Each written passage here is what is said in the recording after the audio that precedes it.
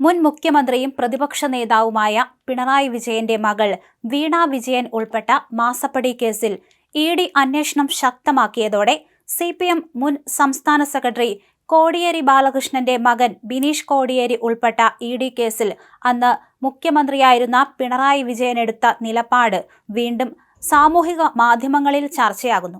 2020 ബിനീഷ് കേസിൽ കുടുങ്ങിയപ്പോൾ പ്രതികരണങ്ങൾ ഇങ്ങനെയായിരുന്നു. അന്ന് പിണറായി പറഞ്ഞത്, ഇത് ഒരു അന്വേഷണ ഏജൻസിയുടെ അന്വേഷണവുമായി ബന്ധപ്പെട്ട കാര്യമാണ്. എന്താണ് അവരുടെ കയ്യിലുള്ളതെന്ന് അറിയാതെ അത് സംബന്ധിച്ച് ഒന്നും പറയാനാകില്ല. എന്തെങ്കിലും നിയമവിരുദ്ധമായ കാര്യം നടന്നിട്ടുണ്ടെങ്കിൽ നാട്ടിൽ നിയമങ്ങളുണ്ട്. അതുമായി ബന്ധപ്പെട്ട കാര്യങ്ങൾ ആ കുടുംബം സ്വീകരിക്കും. കോടിയേരി പറഞ്ഞത്, ബിനീഷ് ഒരു പൊതുപ്രവർത്തകനല്ല. വ്യക്തിപരമായി ഉയർന്നു വന്ന ആരോപണമാണിത്. എല്ലാ കാര്യങ്ങളും അന്വേഷിച്ച് കണ്ടുപിടിക്കട്ടെ. തെറ്റ് ചെയ്തിട്ടുണ്ടെങ്കിൽ എത്ര ഉയർന്ന ശിക്ഷയും കൊടുക്കട്ടെ. പാർട്ടി എന്ന നിലയിൽ ആ പ്രശ്നത്തിൽ ഇടപെടാൻ ഉദ്ദേശിക്കുന്നില്ല. അന്വേഷണത്തിന്റെ ഭാഗമായി തെറ്റായ നടപടികൾ ഉണ്ടാകുമ്പോൾ അത് ചോദ്യം ചെയ്യാനുള്ള അവകാശം ആ കുടുംബത്തിനുണ്ട്. അതവർ ചെയ്യട്ടെ. എം.വി. ഗോവിന്ദൻ ഇന്നലെ വീണയുടെ കേസിൽ ഇഡി റെയ്ഡുമായി പ്രതികരിച്ചത് ഇങ്ങനെയായിരുന്നു. ബോധപൂർവമായി കെട്ടിച്ചമച്ച കേസാണിത്. പിണറായിക്കെതിരായ കേസായല്ല കാണുന്നത്.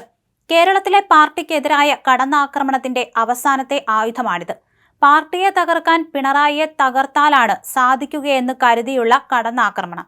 ജനകീയമായും നിയമപരമായും പ്രതിരോധിക്കും.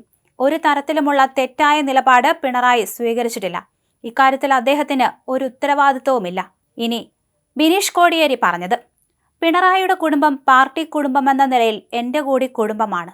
എനിക്കൊരു പ്രശ്നം വന്നപ്പോൾ മറ്റുള്ളവരെല്ലാം എങ്ങനെ ചിന്തിച്ചുവെന്ന് ഞാൻ നോക്കേണ്ട അവസരമല്ല ഇത്. ഇക്കാര്യത്തിൽ പാർട്ടി നിലപാടിനൊപ്പമാണ്. സഖാവ് കോടിയേരി ഇപ്പോൾ ഉണ്ടായിരുന്നുവെങ്കിൽ എടുക്കുമായിരുന്ന നിലപാട് എന്താണോ അതാണ് ഞാൻ എടുക്കുന്നത്. ഇങ്ങനെയാണ് ബിനീഷ് കോടിയേരി പറഞ്ഞത്. അതേസമയം സംസ്ഥാനത്തെ 10ഇടങ്ങളിലും ബംഗളൂരുവിലെ 2ഇടങ്ങളിലുമായി പിണറായി വിജയന്റെയും മന്ത്രി മുഹമ്മദ് റിയാസിന്റെയും വീടുകൾ ഉൾപ്പെടെ 12 കേന്ദ്രങ്ങളിലാണ് ഇഡി ഇന്നലെ ഒരേ സമയം റെയ്ഡ് നടത്തിയത്. തിരുവനന്തപുരം ബേക്കറി ജംഗ്ഷനിലെ പിണറായി വിജയന്റെ വാടക വീട്ടിൽ ഒരു വനിത ഉൾപ്പെടെ 5 ഇഡി ഉദ്യോഗസ്ഥരും 8 കേന്ദ്രസേനാ അംഗങ്ങളും ചേർന്ന് 8.5 മണിക്കൂറോളം പരിശോധന നടത്തി വീണ വിജയന്റെ മൊഴി രേഖപ്പെടുത്തി. റെയ്ഡിൽ വീണയുടെ സ്വകാര്യ ഫോണും ബാങ്ക് സ്ഥിര നിക്ഷേപ രേഖകളും ഇഡി പിടിച്ചെടുത്തിട്ടുണ്ട്. ശാസ്ത്രീയ പരിശോധനയ്ക്കായി ഈ ഫോൺ കോടതിയിൽ സമർപ്പിക്കും. നിലവിൽ വീണ വിജയന്റെ ഉടമസ്ഥതയിലുള്ള എക്സാലോജിക് കമ്പനിയുടെ HDFC ബാങ്കിലെ അക്കൗണ്ട് ഉൾപ്പെടെ 3 അക്കൗണ്ടുകൾ ഇഡി മരവിപ്പിച്ചു. കേസിന്റെ ഭാഗമായി ഇതുവരെ 242 അക്കൗണ്ടുകളിലായി ഏകദേശം 18.36 കോടി രൂപ മരവിപ്പിച്ചതായും ഡിജിറ്റൽ തെളിവുകളും നിക്ഷേപരേഖകളും പരിശോധിച്ചു വരികയാണെന്നും CMRLൽ നിന്ന് പണം കൈപ്പറ്റിയ മറ്റുള്ളവരിലേക്ക് അന്വേഷണം വ്യാപിപ്പിക്കുമെന്നും ഇഡി വാർത്താക്കുറിപ്പിൽ അറിയിച്ചു.